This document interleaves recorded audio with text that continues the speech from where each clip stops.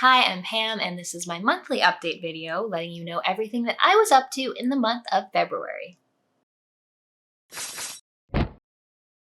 Hey everyone, I hope you're doing well and it didn't get too cold this past February. I don't have a ton of updates for this video. I spent a lot of February kind of looking backward and forward. I made a video about some of the games I was most anticipating back in 2018 and looking to if they actually came out and what I thought about them after release. If you didn't check out that video yet, go do that.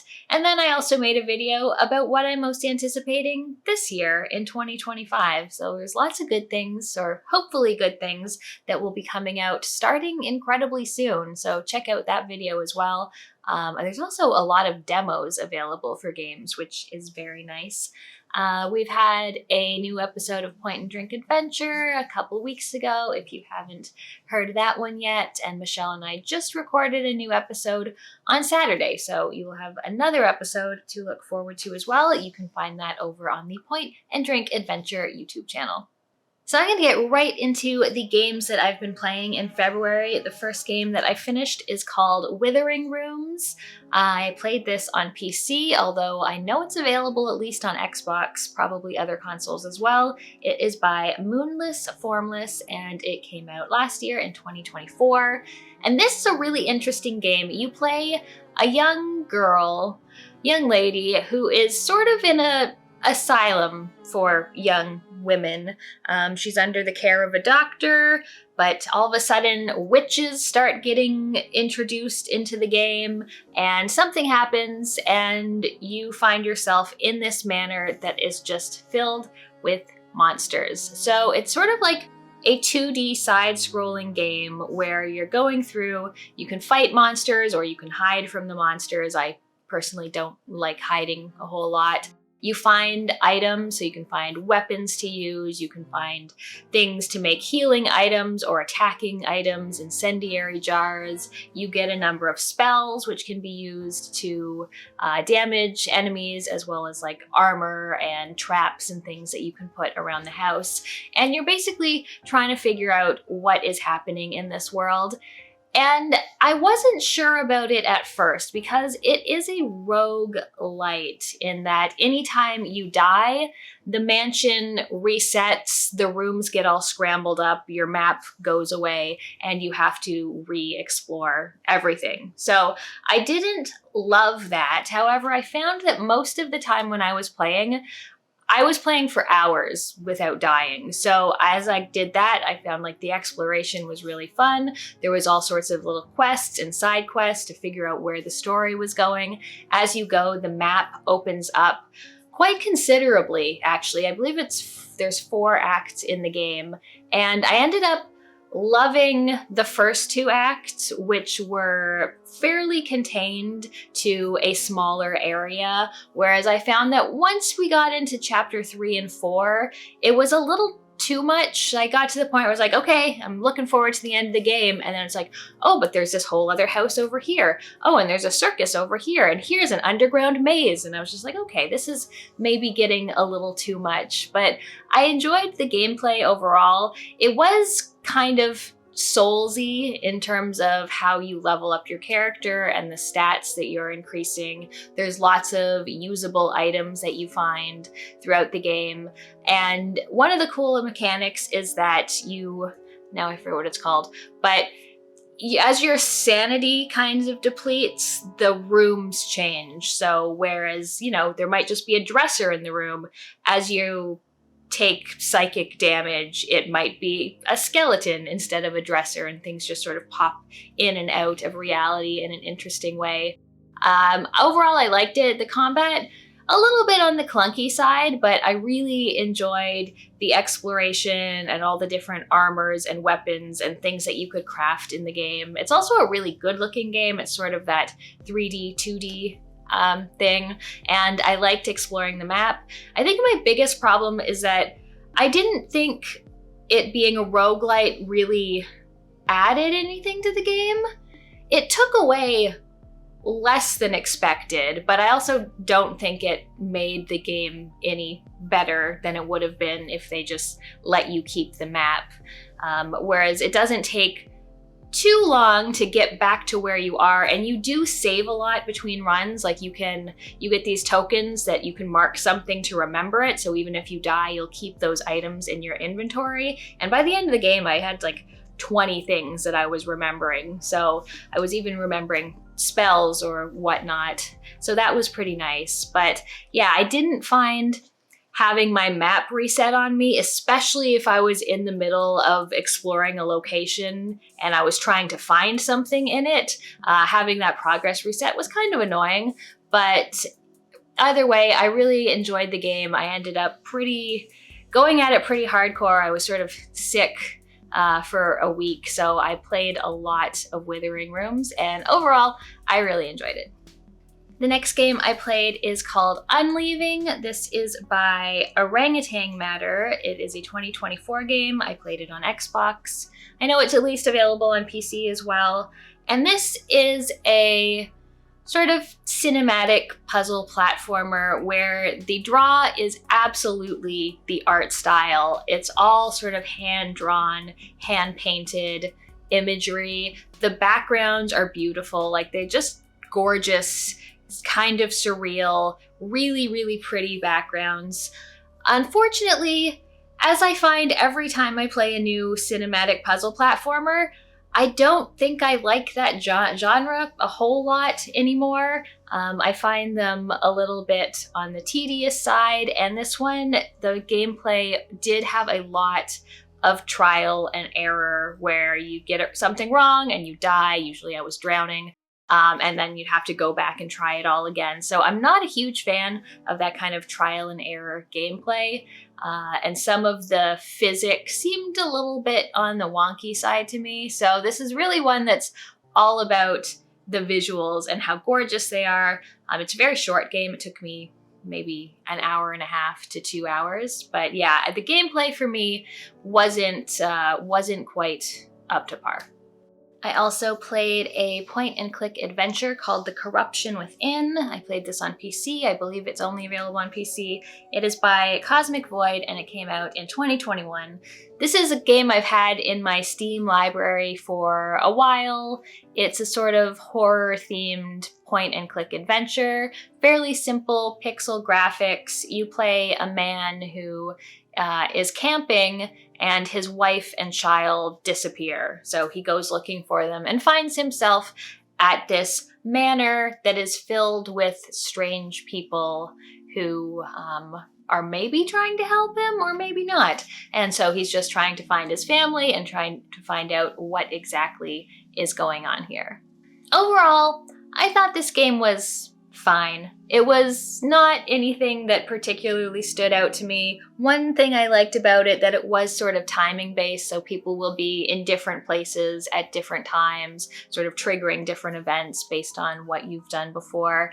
I just found it overall just, yeah, it's not even anything I can say it was particularly bad about it. It just, like, in terms of story and looks and puzzles, I just thought it wasn't anything particularly new. I had an okay time with it. Again, this is a pretty short one, maybe 2 or 3 hours long. And yeah, I honestly don't have a whole lot to say about it. Another game that I've had in my Steam library for quite a while, finally decided to give it a go, is called Elsinore.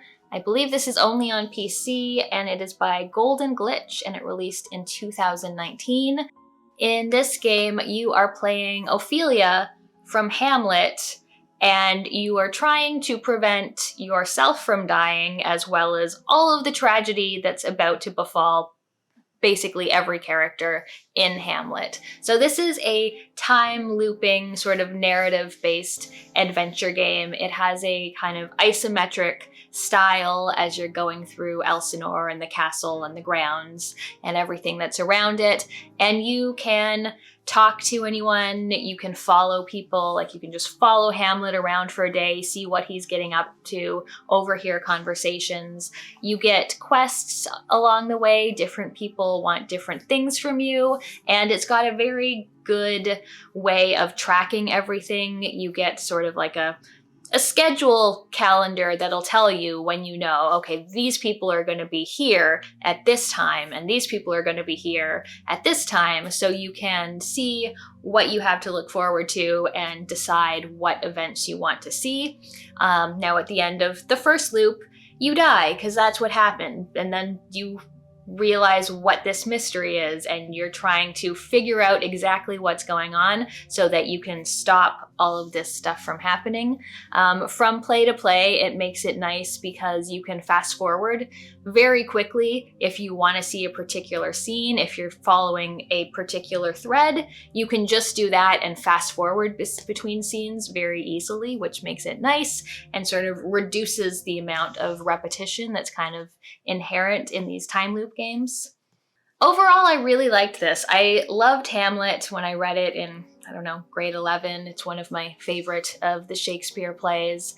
And it was nice to be able to see all of the characters. And while they're definitely grounded in Shakespeare, they also have their own little secrets and lives that you don't get a glimpse of in the actual play. So that was nice. I thought it was overall really well done with the writing and the mechanics, and I found myself quite enraptured by it, actually. The next game I beat is a Metroidvania called Lone Fungus.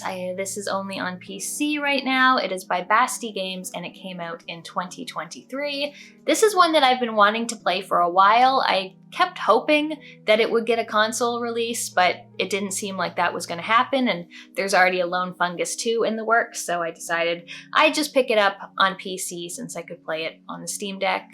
And you play a little mushroom, and he's traveling around a big map. It has pixel graphics, and overall, I thought this was a decent Metroidvania. Definitely, like, not in my top tier, but I enjoyed it, and I made my way through the whole game. I think it took me around maybe 13 or 14 hours. The exploration was fun. The map is quite expansive, and there's lots of paths between areas. There's interesting abilities, though I did find some of the abilities got a little overly complex for me. Now, while you don't need most of them to just go through the main story, there's lots of optional side areas that have platforming segments, and just the amount of abilities you need and the different inputs, I found like my brain and my fingers weren't fast enough or smart enough. It was all, so he's like, bounce off this, then spin, then hit the wall, then spin off the wall, then kick jump off here. And I was like, okay, this is becoming like a combo-based game, which I wasn't really expecting out of a Metroidvania. However, just going through the main map doesn't require that too much of you. I found that the bosses, the first half of the game, the bosses I felt a little like not particularly remarkable. They sort of all blended together. I did find in the later half of the game, the bosses did get better, with the final boss fight, I think, being the best of all of them. One very strange design decision is that you can't pause your game during boss fights, which is just kind of mind-boggling to me why you're not allowed to do that, especially with some more complicated input. Sometimes I just wanted to pause the game and give my hands a rest for a second, but that's not something that you can do in the game. So that was a bit irritating. But overall, I thought it was decent. Yeah, it was good. There is a story there. Honestly, I read like 2 lines of dialogue and decided I didn't actually care about what the story was. Although I figured it out in the end what I was going for the whole time, which is nice. It has a nice ending. But yeah, Lone Fungus was a decent Metroidvania, controls well if you don't get into the super complicated stuff, and has some interesting abilities and just lots of items to find. Dylan and I have also been continuing our Gears of War series playthrough, and we finished Gears of War 2. This came out in 2008 by Epic Games, and it is an Xbox 360 game. Continues the story of Marcus and Dom and all the Gears fighting the, oh god, I've forgotten who they're fighting. That's how much I pay attention to the story. I still feel like I don't know what's going on. I know some creatures came out of the earth and now there's been a forever war, but other than that, I feel like they've never really explained like how we got into this mess. Maybe that happens in a later game. But I liked Gears of War 2. I was a little concerned because we played the remaster of 1, so I was worried, you know, maybe this one would feel a little clunkier or not be as visually nice to look at. But I didn't find it was clunky at all. Like, I felt it felt just like the first game to play. Visually, maybe a little hazier than the remaster, but that doesn't have an impact on my enjoyment at all. It just very solid sort of cover shooter. I like playing as these big meathead guys with their giant guns, and I thought this one had a lot more interesting environments and gameplay mechanics than the first one. There was a lot of levels, like there's a level where you're inside a monster, there's a level that's on the water, and there's a underwater monster you're fighting.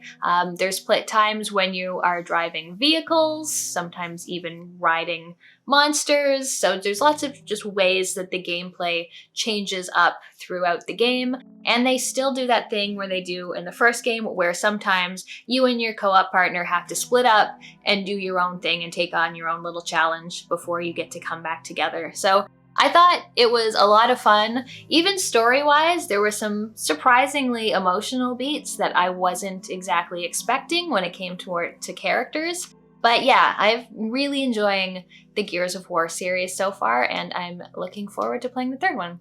So the last game I played on Twitch is The Crimson Diamond. This is developed by Julia Minamata, and it came out for PC in 2024. And this is an old school text parser adventure game. It's got EGA, pixel graphics, and you do everything via typing your commands. And I'm usually not into that, but this one managed to hold my attention pretty well. You play as a young woman who is a student of mineralogy, and she finds out that there's a town up north. Oh, also this all takes place around Toronto and Ontario and in the northern bits of Ontario. And in this town, a big diamond is found. So she goes up to investigate if there are diamonds in the land. And she finds herself at a lodge filled with a wide cast of characters. And of course, things start going wrong. A murder happens. There's a lot of mysteries to solve. So you end up not only doing science to find out what's in the rocks here, but also solving mysteries. And I had a really good time with it. I think it's very well written. I think it's designed in a way that makes the text parser input very easy to use. There's even a ton of shortcuts, although I will admit that I always forget to use the shortcuts and I just type everything out in full every time. I really like that this game, one, has no real fail states or like soft lock states like most of the games of this era, or the era it's based on, have. You can die, but then you can just reload to before you died. And those death animations and death descriptions are a lot of fun, so I do like dying in those games when you're not punished for it. There was also fairly good at doing like hints or nudges in the right way. Like she'll just say, oh, I should remember to talk to this person, or I should remember to do this. And so just little nudges that help you not get stuck too often, not knowing what to do next. There's also a lot of optional content. I mean, depending on how thorough you are, you can eavesdrop on conversations. You can find whole little story threads that it's possible to miss. So at the end of the game, it sort of tells you exactly how thorough you've been, and your ending will be based on how much evidence you gathered. I really like when it really starts to turn into a detective game and she's taking fingerprints and figuring out who's belonged to who and looking at shoe sizes and boot prints to see who was on a certain scene. Overall, I thought it was just a really fun game. Again, kind of surprised that I managed to get really into a text parser since I tend to avoid them. But yeah, it was just a very solid adventure detective game, and I would definitely play more like it.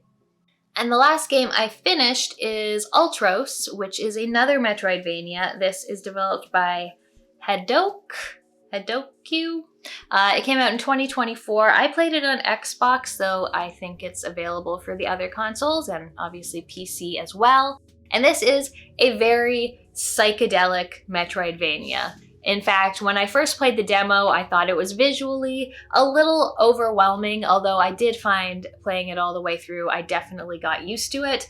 There's also a couple options to make it a little more less visually intense. You can blur the background, which hurt my eyes. I didn't think that was a good option, but you can also slightly desaturate the background so you can just more easily tell you and important things from things that are just in the background.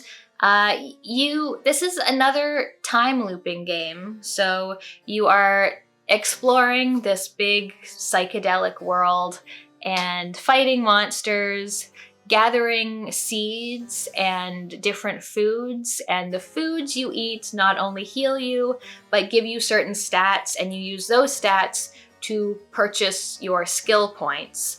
Once you get to a certain point where you find this shaman who's in a pod and fight a boss, the time loops back to where you were, and you need to go back and get your sword, go back and get your little flying companion buddy who gives you all of the abilities you've gained, and you also lose your items. So I know a lot of people were sort of upset by the losing and having to redo things. I find they do it in a way where I didn't mind it nearly as much as I thought I would. It gets faster each time to just go back and grab your stuff back. I didn't love that I lost my seeds, but that was okay. But as it goes, the skills also I didn't find that important, so I didn't care when I lost them. You can also get items to lock skills in place so that you don't lose them.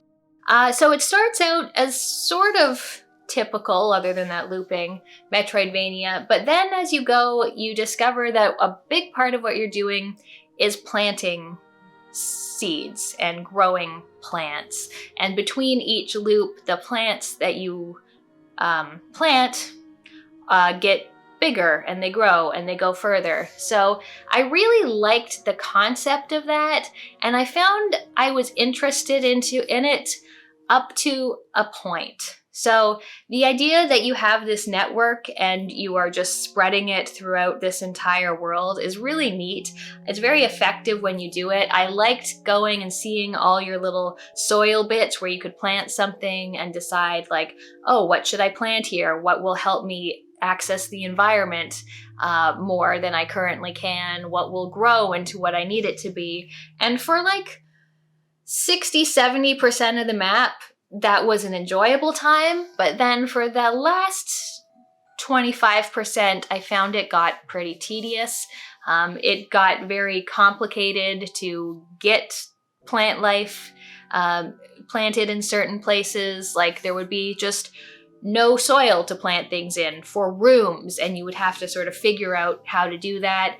By the end of it, you're like splicing different plants together, and it just became more effort than I was willing to put into it. So I ended up finishing the game, getting the bad ending because I didn't connect everything, but I was satisfied with that. It was a really interesting game. I really like the ideas, although I felt like in execution, it didn't totally do it for me. I didn't love the combat. Also, as you go, combat gets less and less important. The story was a little bit hard to follow, again, probably because I don't read in these games, but it was neat. Visually, it was definitely very striking. I also really liked the soundtrack. So yeah, I probably put in a good 18 or 20 hours in this game. So I did have fun with it, even though it did eventually get a little tedious and I didn't manage to get the ending I wanted. Now I do also have 2 games that I ended up retiring this month. The first one is Wizardry Proving Grounds of the Mad Overlord. This is the remake, 2024 remake by Digital Eclipse. This came out on PC. I never played the original, like Wizardry 1, but I played a lot of Wizardry 5 when I was like in elementary school. And I liked going through and using grid paper to map out the dungeons and things. So I thought that in this remake, it would sort of upgrade things to be, you know, a little more palatable to the modern gamer who doesn't necessarily want to map out everything themselves. So I bought this, and after about an hour, I decided I was going to return it. The biggest thing for me is that if I were remaking this, I would put that mapping system in there, and they do. As you go in the dungeon, it maps all out.